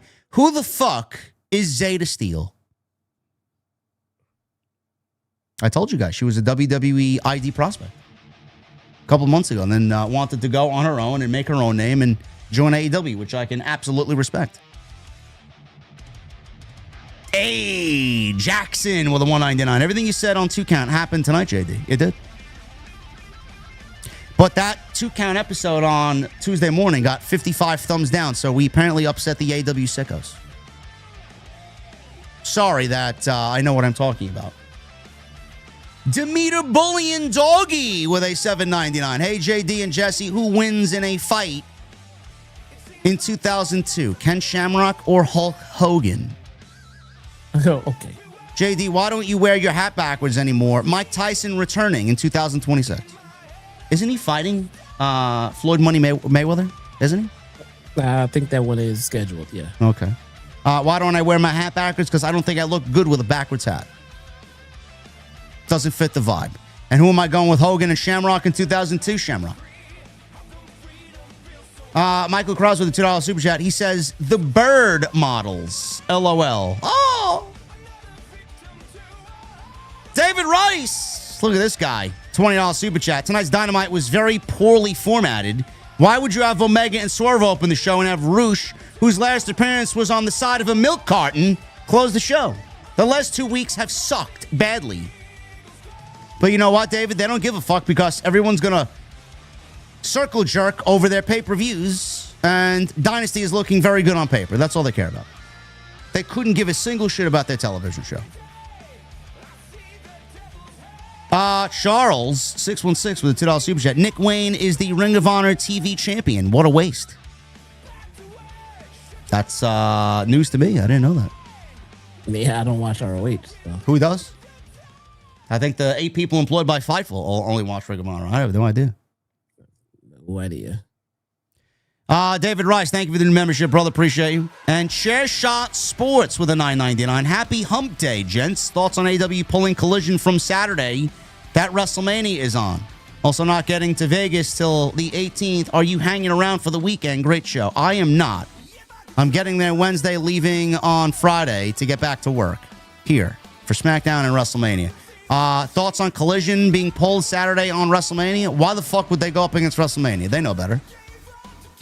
That's like fucking admitting, like, that's almost suicide. It's like a suicide mission.